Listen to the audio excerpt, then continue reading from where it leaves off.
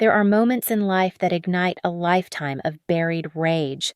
For me, it was my 34th birthday, when my niece hurled her cocktail across the designer dress I'd saved 6 months to buy, then smiled and said, "Now you look as cheap as you really are." They had no idea it would be the last time they'd see me as their punching bag. The girl who always swallowed her pride was about to show them what happens when you push someone too far. My name is Claire Monroe, and I should have known better than to expect anything different from my family. But there I was, sitting at the polished mahogany table of Meridian, Denver's most expensive steakhouse, watching my sister Vanessa hold court like some kind of social media influencer while I picked at my overpriced salmon. The emerald silk dress I wore, a Diane von Furstenberg piece that had cost me 3 months of lunch money, suddenly felt like armor that wasn't quite strong enough.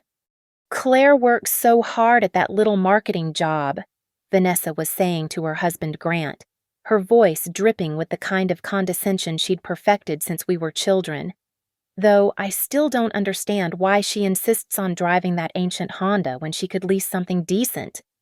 I forced a smile and reached for my wine glass, the Pinot Grigio doing little to wash away the familiar taste of humiliation. This was supposed to be my birthday dinner, but like everything else in our family, it had somehow become the Vanessa show. She sat there in her Chanel blazer, a gift from Grant. Naturally, her blonde highlights catching the restaurant's ambient lighting just so, while her 15-year-old daughter Madison scrolled through her phone with the bored expression of someone who'd never worked a day in her life. "The Honda runs fine," I said quietly, hating how defensive I sounded. "And it's paid off." Grant chuckled, swirling his scotch. "That's very practical of you. Claire, Vanessa and I were just saying how we admire people who are content with less." Content with less. The words hit me like a slap across the face, but I swallowed them down along with another sip of wine. This was nothing new. I'd been the family disappointment for 34 years, the one who'd chosen a state school over an expensive private college, who'd worked her way up from an entry-level position at Northbridge Media Group instead of marrying into money like my sister. "Madison, honey, put your phone away," Vanessa said, though her tone suggested she didn't really care. "We're celebrating Aunt Claire's birthday." Madison looked up with those pale blue eyes she'd inherited from her mother, the same eyes that had always seemed to look right through me. At 15, she already had Vanessa's sharp tongue and Grant's sense of entitlement, a combination that made my skin crawl. "Sorry," Madison said, though she didn't sound sorry at all. She set her phone down and picked up her virgin mojito, the lime garnish bobbing in the fizzy water. "So, Aunt Claire, are you seeing anyone? Or are you still, focusing on your career?" The question was innocent enough, but something in her tone made me tense. I'd learned to read the warning signs in my family's conversations, the subtle shifts that meant someone was about to go in for the kill. "I'm dating," I lied smoothly. "Nothing serious yet."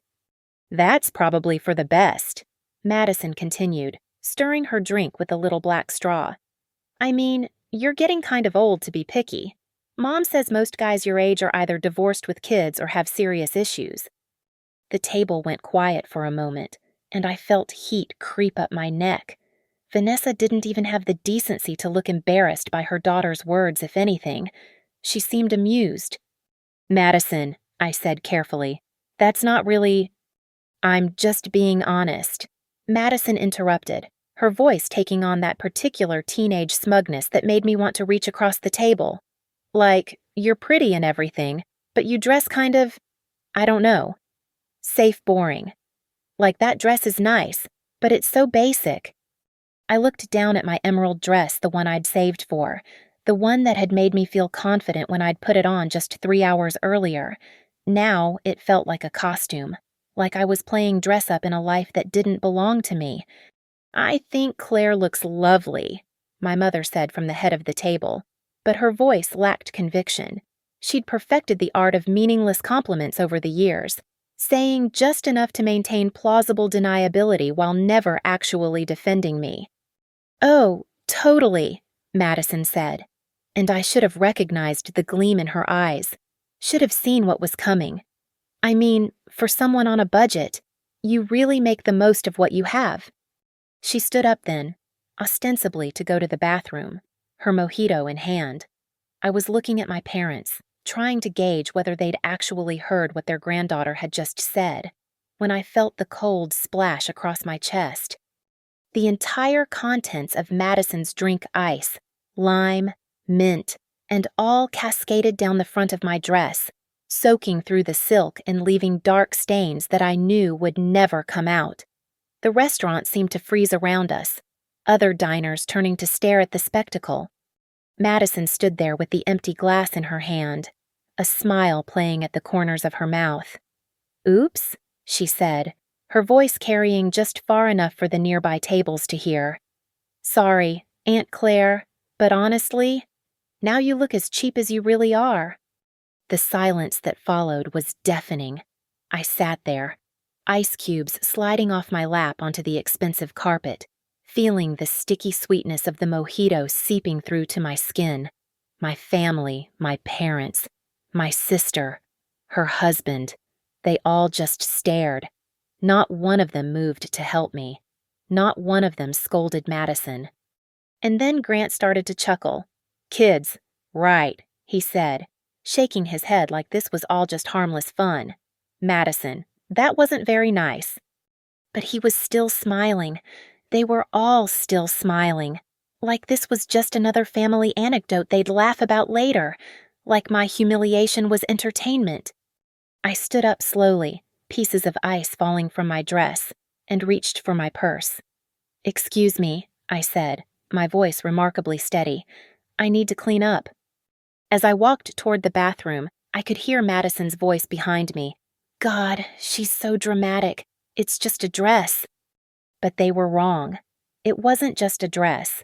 It was the moment I finally understood that I would never be anything more than their punching bag unless I decided to fight back.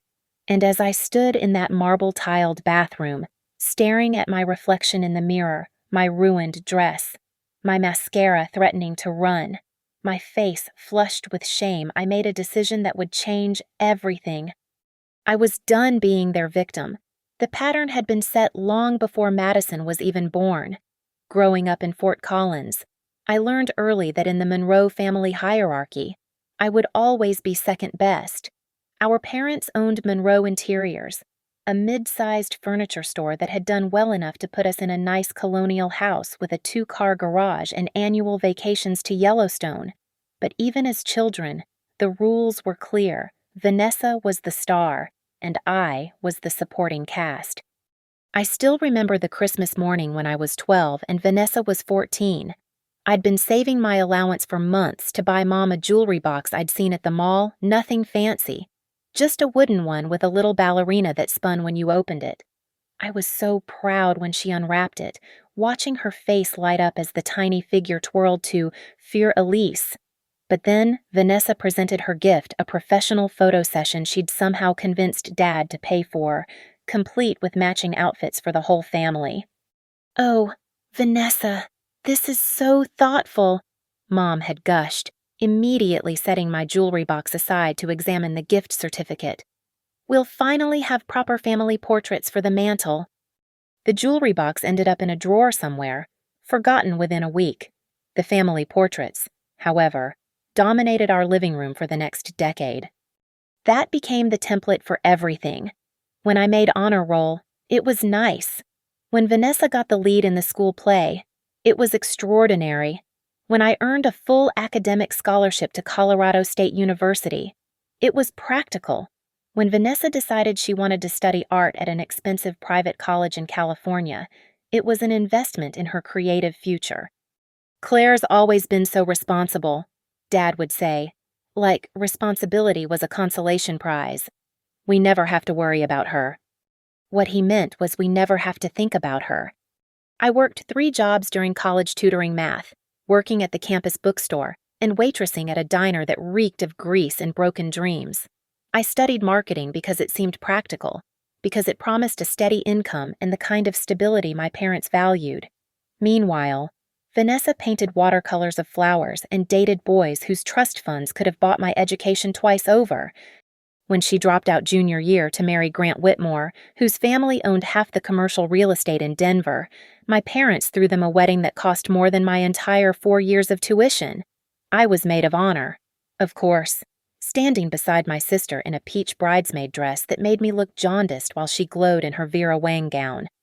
"Claire's turn will come," Mom whispered to the aunts at the reception, as if love was something you waited in line for rather than something you found. But my turn never seemed to arrive. After graduation, I moved to Denver and started at Northbridge Media Group as an assistant account coordinator, making barely enough to afford a studio apartment in a building where the heat worked sporadically and the neighbors played music until 3 a.m. I ate ramen noodles and generic cereal while Vanessa posted Instagram photos of her avocado toast and bottomless mimosa brunches. The worst part wasn't the financial struggle I'd expected that. The worst part was how my parents talked about my choices like they were character flaws. When I bought my used Honda Civic with a loan I'd qualified for all by myself, Dad made jokes about my little car every time the family got together. When I finally saved enough for a security deposit on a one-bedroom apartment in a decent neighborhood, Mom asked why I was wasting money on rent instead of saving for a house down payment. Never mind that houses in Denver started at prices that would have required me to save every penny for the next 15 years.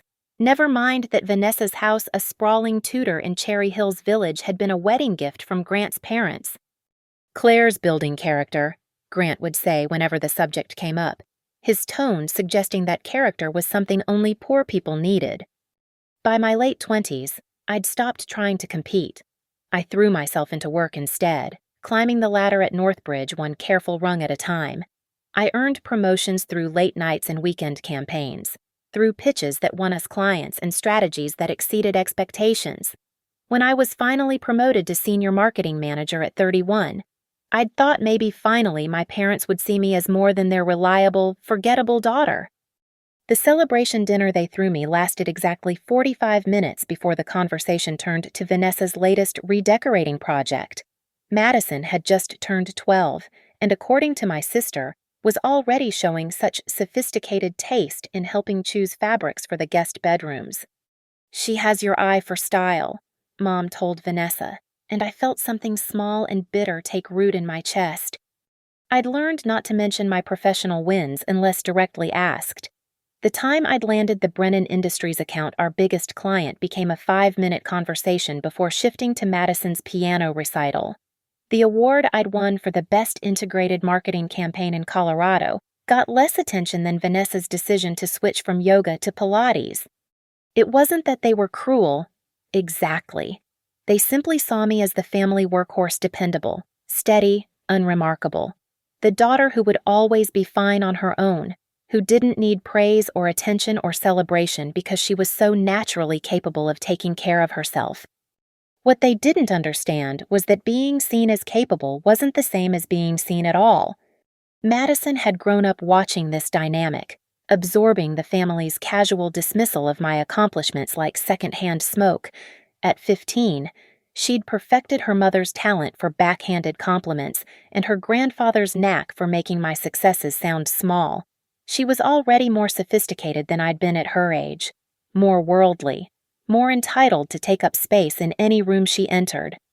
And tonight, sitting in that overpriced restaurant in my carefully chosen dress, the dress that represented months of saving, months of choosing generic groceries over name brands, I'd finally seen myself through their eyes, not as the daughter and sister who'd worked for everything she had, but as the family member who would always be grateful for whatever scraps of attention they threw her way. Madison hadn't just ruined my dress. She'd shown me exactly what I was to them, someone they could humiliate for sport, someone whose dignity was so worthless that destroying it counted as entertainment. But she'd also done something else, something I don't think she'd intended. She'd finally made me angry enough to stop accepting their version of who I was supposed to be. The girl who always made do with less, who always smiled and swallowed her pride, who always made excuses for their behavior, that girl was drowning in mojito and melted ice. It was time for someone new to take her place, The emerald dress had been my reward to myself, a symbol of everything I'd fought to achieve. I'd seen it in the window of Nordstrom during my lunch break 6 months earlier, hanging there like a promise of the woman I could become. $285 more than I'd ever spent on a single piece of clothing in my life. For weeks, I walked past that window, telling myself it was ridiculous to want something so expensive, but the dress called to me in a way I couldn't explain. It wasn't just the color, though the emerald silk seemed to glow under the store lights. It wasn't just the cut, though the wrap style would flatter my figure in ways my usual department store finds never could.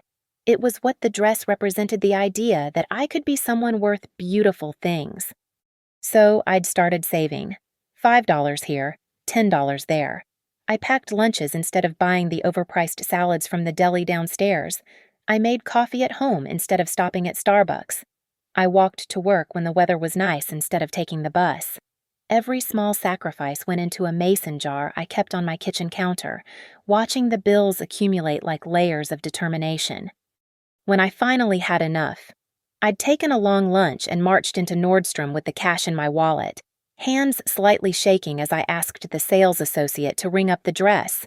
The woman had smiled at me with the kind of warmth reserved for customers who paid in crisp 20s instead of credit cards, and for a moment, I'd felt like I belonged in that gleaming store with its soft music and expensive perfume samples.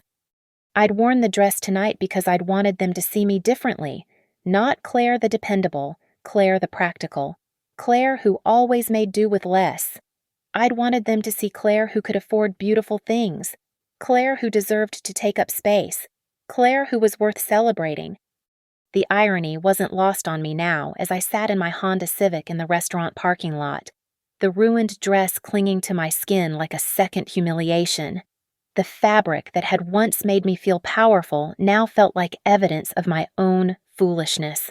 How naive I'd been to think a dress could change anything, that silk and good tailoring could somehow alter the fundamental dynamics of my family.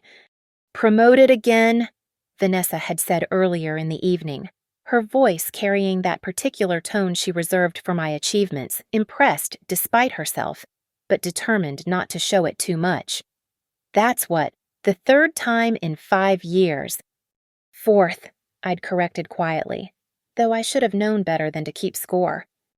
"Oh, well, good for you," she'd continued, already losing interest. "Though I have to ask with all these promotions, when are you going to upgrade that car? It's so—" She'd paused, searching for the right word. Economical. Economical, like my entire existence was something to be endured rather than celebrated. Grant had joined in then, because Grant never missed an opportunity to remind everyone of his financial superiority. "You know, Claire, I could help you get a great deal on something more appropriate.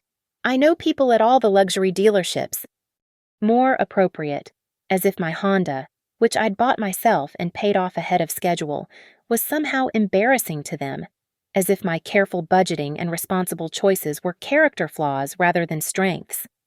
But it was Madison who'd delivered the killing blow, Madison who'd looked at my dress, my symbol of success, my reward for months of sacrifice, and seen only something to destroy. "Now you look as cheap as you really are." The words echoed in my head as I started the car, the engine turning over with the reliable hum that had carried me through 3 years of Denver winters. Cheap, as if the price tag on my dress mattered less than the fact that I'd had to save for it, as if working for what you wanted made it worth less than having it handed to you. I drove home through the quiet streets of my neighborhood, past the modest duplexes and small apartment buildings that housed people like me, people who worked for everything they had, people who understood the weight of a dollar earned rather than inherited. The contrast with Vanessa's world had never felt sharper. While I was calculating whether I could afford the good olive oil at the grocery store, she was deciding between the granite or marble countertops for her 3rd bathroom renovation. In my apartment, I peeled off the ruined dress with hands that barely shook. The silk made a sad, wet sound as it hit the bathroom floor, and I found myself staring at it for a long moment. 6 months of small sacrifices, reduced to a stained reminder of my place in the family hierarchy. But as I stood there in my underwear, looking at my reflection in the bathroom mirror, something shifted inside me. The woman staring back wasn't the broken, humiliated figure I'd expected to see. My eyes held a clarity I hadn't felt in years, a cold determination that surprised me with its intensity. They thought I was cheap. They thought I was someone who would always accept their scraps, their casual cruelty, their dismissive tolerance. They were about to learn how wrong they were. Madison had inherited more than her mother's looks and her father's sense of entitlement. She'd also inherited their fundamental mistake about me, the assumption that I would always be the family doormat, always grateful for whatever attention they threw my way, always willing to smile and take their abuse because I was just so naturally understanding.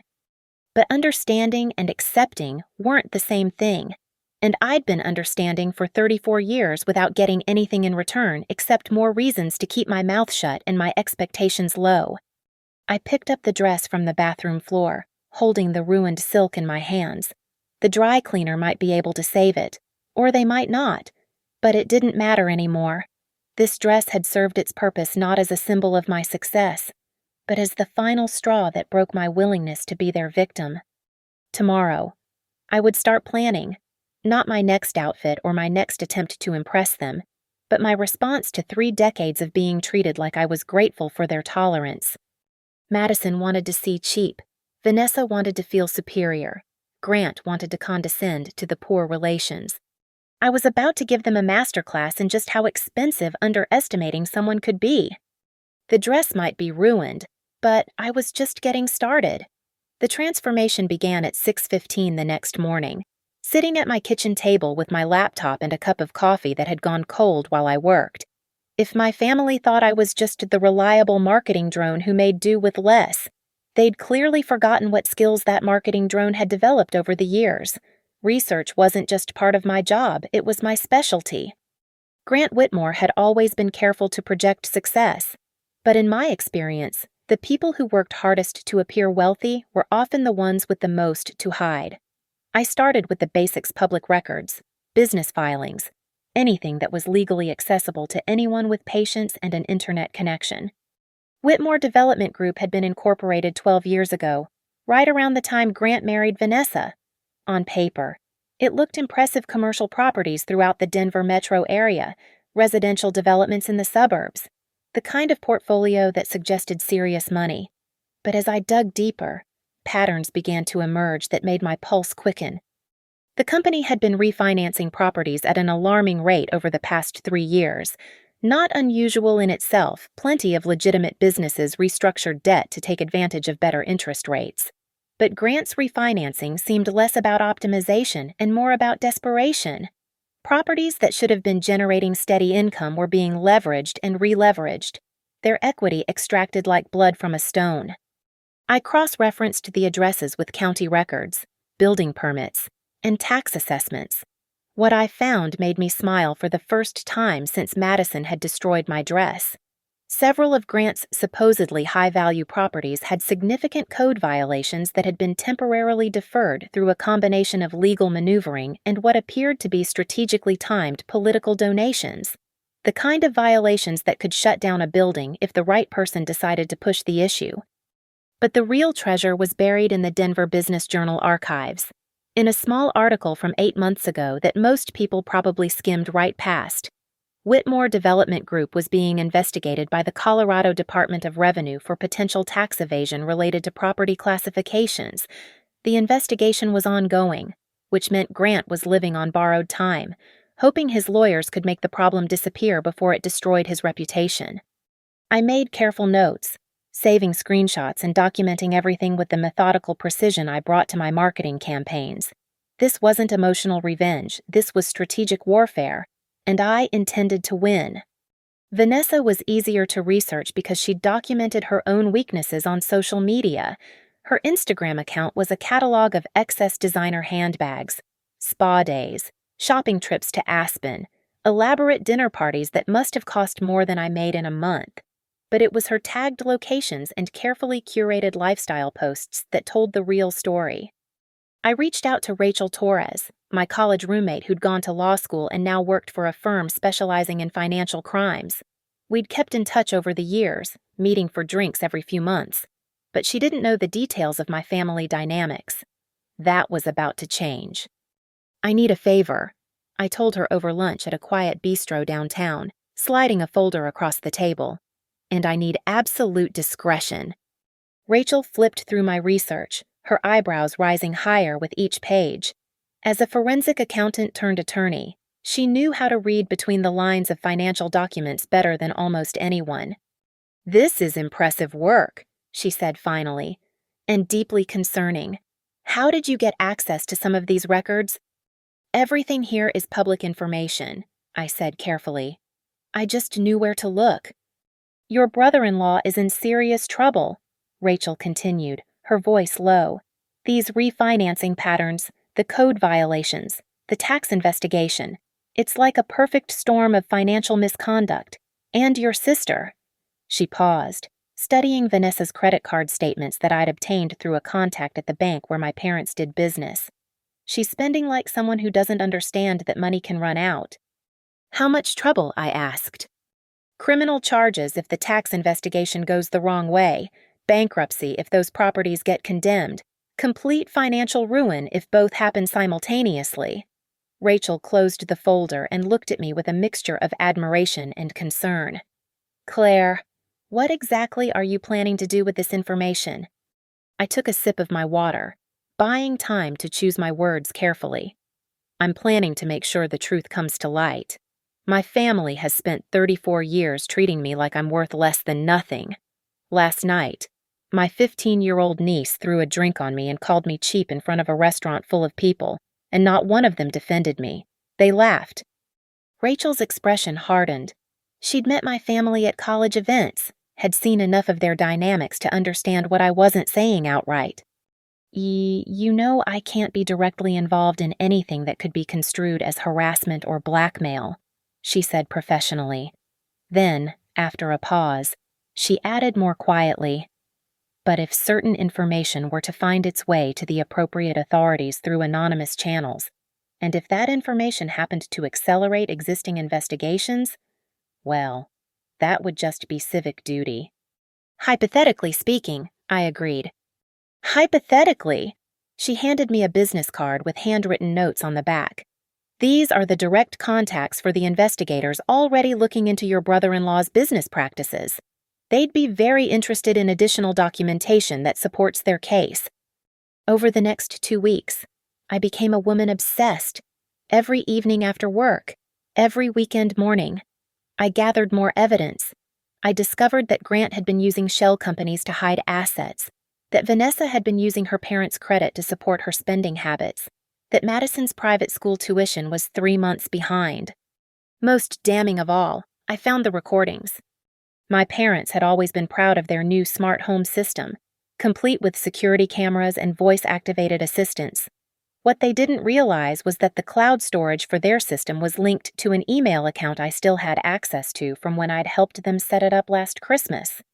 In those recordings, I heard Vanessa's real voice, not the sweet, grateful daughter she played in public, but the entitled, manipulative woman who called our parents pathetic and gullible when she thought no one was listening. I heard her coaching Madison on how to ask Grandpa for money for school supplies that were actually designer accessories. I heard her laughing about how easy it was to make our parents feel guilty about their favorite daughter needing financial help. But most importantly, I heard her talking about me.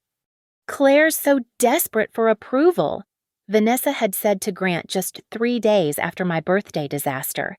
"She'll keep coming to these family things no matter how we treat her because she doesn't have anyone else. It's actually kind of sad."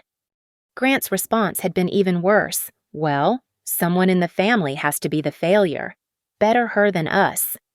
I saved every recording, transcribed every cruel comment, documented every lie they'd told our parents to extract money for their unsustainable lifestyle. By the time I was finished, I had enough evidence to destroy them financially, legally, and socially. The only question was how to deploy it for maximum impact. They thought I was pathetic. They thought I was desperate for their approval. They were about to learn that the most dangerous person in any room is the one everyone underestimates. The first shot across the bow came on a Tuesday morning, delivered through an unmarked manila envelope slipped under the door of the Denver Post's investigative journalism department. Inside were copies of Grant's most damaging financial documents, along with a typed note that read simply, "Thought you might find this interesting regarding Whitmore Development Group's tax practices. A concerned citizen." I'd spent hours crafting that note, making sure the tone was serious but not vindictive, factual but not overly detailed. The key was to present the information as a public service rather than a personal vendetta. After all, tax evasion was a crime, and the public had a right to know when local business leaders were potentially breaking the law. The article appeared online Thursday evening, just as I was finishing up a client presentation at Northbridge. Local developer under investigation for tax evasion wasn't front-page news, but it was prominent enough to catch attention. The reporter, Michael Rodriguez, had done his homework, following up on my anonymous tip with additional research that painted an even grimmer picture of Grant's financial practices than I'd provided. By Friday morning, the story had been picked up by 3 other local news outlets. Grant's carefully constructed image as a successful businessman was beginning to crack, and the cracks were spreading faster than I'd dared to hope. I was at my desk when my phone buzzed with a text from my mother. "Did you see the article about Grant? Vanessa is so upset. This must be some kind of mistake." Of course it was a mistake, from their perspective. In their world, consequences were for other people like me who had to work for everything they got. The idea that Grant might actually face legal repercussions for his behavior was as foreign to them as the idea that I might deserve better treatment. I typed back, "I saw it. How terrible for them. I hope it gets cleared up soon." The perfect response concerned but not overly involved, sympathetic without taking sides. The same tone I'd perfected over 34 years of family gatherings where my opinions didn't matter. But this time, I was the one controlling the narrative. The real satisfaction came Monday morning when I arrived at Northbridge to find an email waiting for me from the Colorado Marketing Association. I'd been selected for their Excellence in Integrated Campaigns Award for the Brennan Industries project, the same project my family had barely acknowledged 6 months earlier. The ceremony was scheduled for the following Friday at the Denver Art Museum, complete with cocktail reception and networking opportunities with some of the biggest names in Colorado business. More importantly, it would be covered by the local business media. I spent my lunch break shopping for a new dress, not another 6-month savings project this time, but a confident purchase from my now healthy bank account. The midnight blue cocktail dress I chose cost more than my ruined emerald one, but I paid for it without hesitation. This wasn't about proving I could afford nice things anymore. This was about looking like the successful professional I'd worked so hard to become. The award ceremony was everything I'd hoped it would be. Standing on that stage, accepting recognition for work I'd poured my heart into. I felt something I hadn't experienced in years, genuine pride that wasn't complicated by family dynamics or qualified with subtle put-downs. The Denver Business Journal photographer captured the moment perfectly, me holding the Crystal Award, smiling with real confidence instead of the careful, grateful expression I usually wore around my family. When the article ran the following week, complete with a quote about my innovative approach to cross-platform marketing integration, I made sure to save several copies. Meanwhile, Grant's troubles were multiplying like bacteria in a petri dish. The initial news coverage had prompted other business owners to come forward with their own stories about Whitmore Development Group's questionable practices. A contractor claimed he'd never been paid for work on one of Grant's properties. A tenant alleged that safety violations in her building had been covered up rather than fixed. Each new allegation was carefully reported by the same journalists who were now following the story with the enthusiasm of bloodhounds. I didn't need to provide any more anonymous tips. The investigation had taken on a life of its own. Vanessa's response to the growing scandal was predictably dramatic. According to my mother's increasingly frequent phone calls, my sister was absolutely devastated by the vicious lies being spread about her husband. She'd hired a public relations firm to help manage the crisis. apparently unaware that the retainer fee for their services was coming from the same credit lines that were already stretched to their breaking point. "She's just so stressed," Mom confided during one of our conversations. "This whole thing is affecting Madison too. The poor girl is having trouble concentrating at school." I made appropriate sympathetic noises while internally noting that Madison was finally learning what it felt like to be the subject of gossip rather than the one spreading it. The 15-year-old who'd thought it was funny to humiliate me in public was discovering that her family's reputation wasn't as bulletproof as she'd believed. The invitation to our parents' 42nd wedding anniversary dinner arrived the following Tuesday, delivered with a phone call from my father. "We're keeping it small this year," he said, his voice carrying a weariness I'd never heard before. "Just immediate family. Vanessa suggested we have it at Romano's instead of somewhere more." He paused, searching for the right word. Visible. Romano's was a quiet Italian restaurant in a strip mall, the kind of place that served decent food without attracting the social media crowd or business journalists. The choice spoke volumes about how much Grant's scandal had shaken my family's confidence. "Of course," I said. "I'll be there." "Good," Dad replied, and I could hear relief in his voice. "Vanessa was worried you might be upset about." "Well, you know how these things go. She's hoping we can all just have a nice, quiet family dinner." A nice, quiet family dinner. After 34 years of loud, dramatic celebrations where I was consistently relegated to the background, they were finally interested in keeping things low-key. How convenient that their newfound preference for discretion coincided with their golden child's public humiliation. I marked the date on my calendar with the careful precision of a general planning a battle. They wanted a quiet family dinner. They wanted to pretend that everything was normal, that Grant's legal troubles were just a temporary setback, that they could weather this storm the same way they'd weathered everything else by closing ranks and protecting their own. I was more than happy to give them exactly what they were asking for. After all, some of the most devastating explosions happened in the quietest rooms. Romano's was exactly what I'd expected: red checkered tablecloths, dim lighting, and the kind of anonymity that my family suddenly craved. I arrived at 7:30, 15 minutes after the reservation time, carrying a small gift bag that contained a silver picture frame I'd bought that afternoon. Nothing expensive, nothing that would draw attention, just the sort of practical, thoughtful gift that reliable Claire would bring to her parents' anniversary dinner.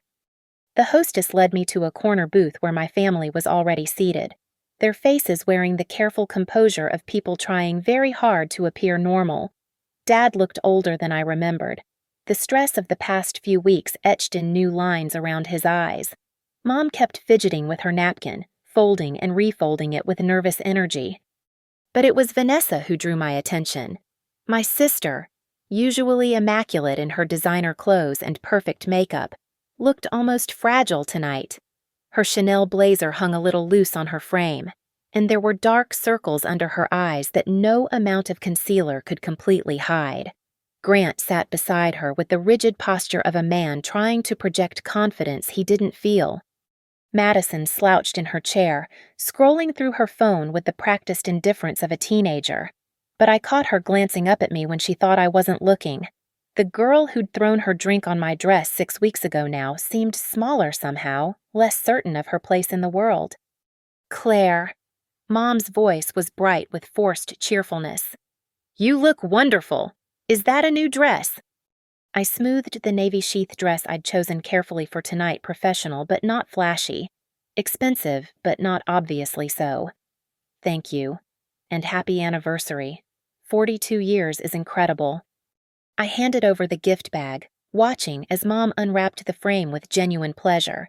It was exactly the kind of present they expected from me, nice enough to show I cared, modest enough to reinforce their image of my financial limitations. "It's lovely, sweetheart," Dad said, examining the frame. "We'll put our wedding photo in it." The small talk flowed around the table like water around stones, everyone carefully avoiding the elephant in the room. Vanessa asked about my work with the kind of polite interest she usually reserved for strangers. Grant made awkward jokes about the restaurant's wine list. Madison ordered the most expensive item on the menu without looking up from her phone. It wasn't until the salads arrived that Vanessa finally broke character. "You know," she said, stabbing at her greens with more force than necessary, "it's been such a difficult few weeks, the stress of all these ridiculous accusations." She let the sentence hang in the air, clearly hoping for sympathy. "The media can be so unfair," I said carefully, taking a sip of my wine. "I'm sure everything will work out." Grant's laugh was bitter. "Easy for you to say. You don't have reporters calling your office, asking about your business practices." "It must be terrible," I agreed, keeping my voice neutral. "Especially when you know you've done nothing wrong." The silence that followed was thick with unspoken tensions. Vanessa's fork clinked against her plate as she set it down, and I could see her struggling with whether to continue the conversation or retreat back to safer topics. "The whole thing is just a witch hunt," she said finally, her voice rising slightly. "Some jealous competitors probably planted those stories to damage Grant's reputation." "Anonymous sources are so cowardly," I murmured, meeting her eyes across the table. "People should have the courage to sign their names to their accusations." Something flickered in Vanessa's expression, a moment of uncertainty, as if she was trying to read a deeper meaning in my words. But before she could respond, Dad cleared his throat. "Let's not let outside problems ruin our celebration," he said firmly. "This is about Mom and me, and 42 wonderful years together." For the next hour, we maintained the pretense of a normal family dinner. We discussed Mom's garden, Dad's plans for retirement, Madison's upcoming sophomore year, but I could feel the tension building beneath the surface, like pressure in a steam pipe. It was when dessert arrived that I finally decided to detonate the bomb I'd been carrying all evening. "Before we finish," I said, reaching into my purse, "I have something I wanted to share with everyone. A little anniversary surprise." I pulled out my phone and opened the audio file I'd prepared earlier that day, a carefully edited compilation of Vanessa's recorded conversations from my parents' smart home system. Her voice filled the quiet restaurant, crystal clear despite the low volume. "God, they're so gullible. Mom practically throws money at me every time I mention how stressed I am about finances." The effect was immediate and devastating. Mom's face went white, her hand freezing halfway to her water glass. Dad's expression shifted from confusion to horrified recognition as his daughter's voice continued. "The best part is how grateful they think I should be, like I'm supposed to worship them for bailing us out of problems they don't even know we have." Vanessa lunged for my phone, but I pulled it back, keeping the audio playing. Grant looked like he was about to be sick, and Madison had finally stopped scrolling, her eyes wide with shock. "Claire thinks she's so responsible with her little job and her little apartment. She has no idea what real money looks like. Sometimes I think we keep her around just for the entertainment value." I stopped the recording and slipped my phone back into my purse, letting the silence stretch until it became unbearable. "Where did you get that?" Vanessa's voice was barely a whisper. "Smart home systems are amazing, aren't they?" I said conversationally. "They record everything for security purposes. Of course, I helped Mom and Dad set theirs up last Christmas. Remember such a thoughtful daughter, always helping with technology." The realization hit her like a physical blow. "You've been listening to our private conversations." "Yeah, your conversations in Mom and Dad's house," I corrected gently. "Conversations where you mock the parents who've supported you financially for years, coach your daughter to manipulate her grandparents, and discuss how amusing you find my supposedly pathetic life." Mom found her voice first, and it was shaking with hurt and fury. "Vanessa, how could you say such things after everything we've done for you?" "Mom, Vanessa started, but Dad cut her off. "How much?" he asked quietly. "How much have we given you that we don't know about?" Grant finally spoke, his voice hollow. "The private school tuition, the credit card payments, the loan for the kitchen renovation that we both knew would never be repaid." "Shut up!" Vanessa hissed at her husband, but it was too late. The truth was spilling out like water from a broken dam. I sat back in my chair, watching 34 years of family dynamics crumble in real time. The golden child was finally showing her true colors, and the parents who'd enabled her were finally seeing the cost of their favoritism. Madison hadn't said a word, but I could see her processing everything: the recordings, the financial revelations, the sudden shift in family power dynamics. The girl who'd thought it was fun to humiliate me was learning what it felt like to watch your world collapse in public. I said quietly, we should probably call it a night. I stood up, placed my napkin neatly beside my plate, and looked around the table one last time. Happy anniversary, Mom and Dad. I hope the next 42 years are more honest than the last few have been. As I walked toward the exit, I could hear Vanessa's voice rising behind me, desperate and defensive, but I didn't turn around. The show was just getting started. The phone started ringing at 11:47 that night. I let it go to voicemail, then listened to Vanessa's increasingly frantic messages while I sipped chamomile tea in my quiet apartment. Claire, we need to talk. You can't just drop a bomb like that and walk away. Call me back. The second message, 20 minutes later, was less composed. This is insane. You're destroying our family over some stupid grudge. Mom is crying. Claire. She's actually crying. By the fourth message, desperation had crept into her voice. Fine. You want an apology? I'm sorry. Okay, I'm sorry about the things I said. Can we please just fix this? I deleted each message without responding. Vanessa had spent 34 years believing that her problems could be solved with the right combination of charm, manipulation, and strategic tears. She was about to learn that some bridges, once burned, couldn't be rebuilt with pretty words. The next morning brought a text from Dad. Your mother didn't sleep at all last night. We need to discuss this as a family. I replied, I'm available Sunday afternoon if you'd like to talk. Just you and Mom. The exclusion of Vanessa from the invitation was deliberate, and I knew Dad would understand the message. For the first time in our family's history, the golden child wasn't automatically included in every conversation. But I wasn't finished yet. Rachel had provided me with the direct contact information for Detective Martinez, the financial crimes investigator who'd been building a case against Grant for months. The detective was particularly interested in evidence of asset hiding and tax evasion, exactly the kind of evidence I'd accumulated through weeks of careful research. I spent Saturday morning organizing everything into a comprehensive package: bank records, property deeds, business registration documents, and most damaging of all, recorded conversations where Grant explicitly discussed moving money through shell companies to avoid tax obligations. The package went out via certified mail, with copies sent to the Colorado Department of Revenue and the Denver District Attorney's Office. I wasn't taking any chances that this information would get buried or ignored.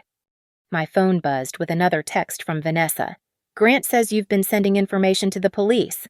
If that's true, you've crossed a line that can't be uncrossed. I stared at the message for a long moment, then typed back, the only line I've crossed is the one between enabling fraud and reporting it. Your husband committed crimes. Vanessa, I didn't make him do that. Her response came immediately. He made some mistakes, but he doesn't deserve to have his life destroyed by his jealous sister-in-law. Mistakes. As if systematic tax evasion and fraud were simple accounting errors, as if the consequences Grant was facing were somehow disproportionate to his actions. I called Rachel instead of responding to Vanessa's text. How long do these investigations usually take? I asked. With the evidence you've provided, weeks, not months, Rachel replied. Detective Martinez called me this morning to thank you. By the way, apparently, your documentation filled in several gaps in their case. And the financial consequences? Devastating. Even if Grant avoids criminal charges, the civil penalties and back taxes will bankrupt him. The properties that haven't been seized will need to be sold to pay what he owes. Sunday afternoon, I sat across from my parents in their living room, the same room where family portraits had documented decades of favoritism and willful blindness. They looked older than they had just 2 days earlier, as if the truth had aged them in ways that time hadn't managed. "We owe you an apology," Mom said finally, her voice small and defeated. "We never realized how badly we were treating you." "You realized," I corrected gently. "You just didn't care enough to change it." Dad flinched at my words, but he didn't argue. What Vanessa said on those recordings, we had no idea she felt that way about us. About you. "She's always felt that way," I said. The recordings just captured her saying it out loud. "The money we gave her," Mom continued, "we thought we were helping. She always made it sound like temporary setbacks, like she just needed a little help getting back on her feet." $50,000 last year alone, I said, having done the math from their financial records. Plus the private school tuition, the credit card payments, the loans that were never repaid. Meanwhile, when I bought my car, you made jokes about it for 2 years. The silence stretched between us, filled with the weight of decades of unexamined choices and their consequences. "What do you want from us?" Dad asked finally. It was a fair question, and one I'd been asking myself since I'd started down this path. What did I want? An apology changed behavior. Some acknowledgement of the damage they'd done. "I want you to stop," I said simply. "Stop giving Vanessa money. Stop making excuses for her behavior. Stop pretending that treating one daughter like gold and the other like an afterthought is normal." "She's going to need help now more than ever," Mom protested, with Grant's legal troubles and Madison to think about. "Madison is 15 years old," I interrupted. "She threw a drink on me and called me cheap in front of a restaurant full of strangers, and you laughed. You actually laughed. What exactly do you think I owe her?" Mom's face crumpled, and for a moment, I almost felt sorry for her. Almost. "Vanessa made her choices," I continued. "She chose to marry a man who builds his wealth on fraud. She chose to spend money she didn't have on things she didn't need. She chose to mock the family members who actually cared about her. These are the consequences of those choices." "You're our daughter, too," Dad said quietly. "We don't want to lose you over this." "Then don't," I replied, standing to leave. "But understand that things are different now. I'm not going to smile and pretend everything is fine anymore. I'm not going to be grateful for scraps of attention while you shower Vanessa with money and praise. And I'm definitely not going to sit quietly while your granddaughter thinks it's amusing to humiliate me." I paused at the door, looking back at the two people who'd shaped my understanding of my own worth for 34 years. "I love you both," I said, and meant it. "But I love myself too much to keep accepting the way you've treated me." As I drove home, my phone buzzed with a text from an unknown number. The message was short and devastating. "The house is being seized tomorrow. I hope you're happy. Madison." I stared at the message for a long moment, then deleted it without responding. I wasn't happy, but for the first time in my life, I wasn't apologizing for someone else's actions either. And that felt like victory enough. 6 months later, I stood in the conference room at Northbridge Media Group, presenting our Q4 results to a room full of executives who hung on my every word. The Brennan Industries campaign had exceeded all projections, leading to 3 new major client acquisitions and my promotion to Senior Vice President of Strategic Marketing. The irony wasn't lost on me that I was now making more money than Grant ever had, even at the height of his fraudulent success. The criminal charges had come down in February: 12 counts of tax evasion, 6 counts of fraud, and multiple violations of building safety codes. Grant had plea bargained down to 18 months in minimum security prison and 5 years of financial probation.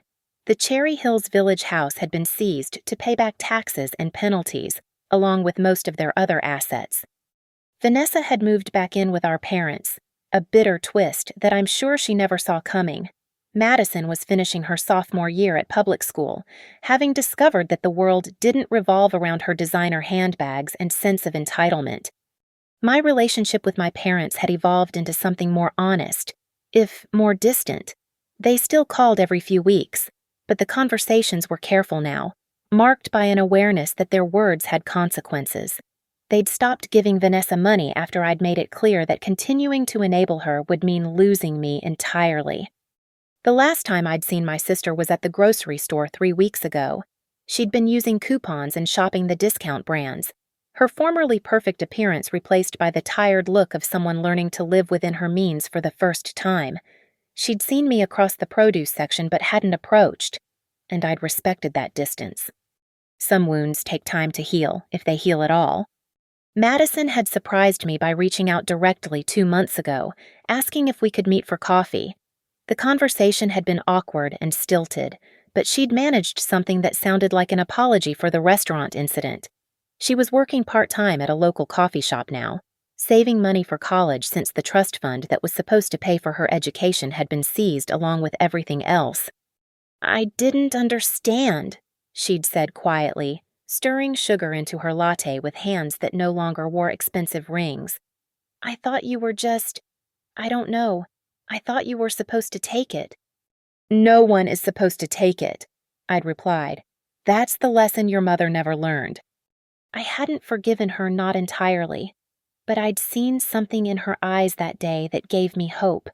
Perhaps losing everything would teach her what her privileged upbringing never could, that respect has to be earned, not inherited. As for me, I'd bought a new car, a sleek BMW that I paid for in cash. I'd moved to a downtown loft with floor-to-ceiling windows and a view of the mountains. I wore designer clothes without calculating the cost, ate at expensive restaurants without checking my bank balance first. But more importantly, I'd learned to value myself the way I'd always deserved to be valued. The woman who used to save for 6 months to buy a single dress had been replaced by someone who understood that her worth wasn't determined by other people's opinions. The family member who'd always smiled and swallowed her pride had discovered that there was power in refusing to be anyone's punching bag. Last week, I'd received a wedding invitation from a college friend, and for the first time in years, I'd RSVP'd +1 without having anyone specific in mind, because I'd finally learned that being alone was better than being with people who made you feel small. The revenge I'd orchestrated hadn't just destroyed Vanessa's world, it had rebuilt mine. Some might say I went too far. That family should forgive and forget. That blood is thicker than water, but those people have never spent 34 years being treated like their feelings don't matter, never had a teenager throw a drink on them while their own parents laughed. Justice isn't always pretty, and it's rarely proportional, but sometimes it's the only thing that works. As I packed up my presentation materials and headed back to my corner office, I thought about that night at Romano's when I'd finally stopped being the family victim and started being the author of my own story. They'd called me cheap, thinking it was an insult. They'd had no idea they were actually giving me the greatest compliment of my life, because someone who's truly cheap doesn't waste 34 years accepting less than they deserve. The best revenge, I'd learned, wasn't just proving them wrong. It was proving myself right. Thank you so much for listening to Claire's story of transformation and justice. I'd love to hear from you. Where are you listening to this story right now? Are you at home, commuting to work, or maybe taking a break during your day? Please leave a comment below sharing your thoughts on Claire's journey and whether you think she was justified in her actions. Don't forget to subscribe to our channel for more compelling stories and share your own experiences with family dynamics or moments when you decided to stand up for yourself. Your stories matter, and I'd love to hear them.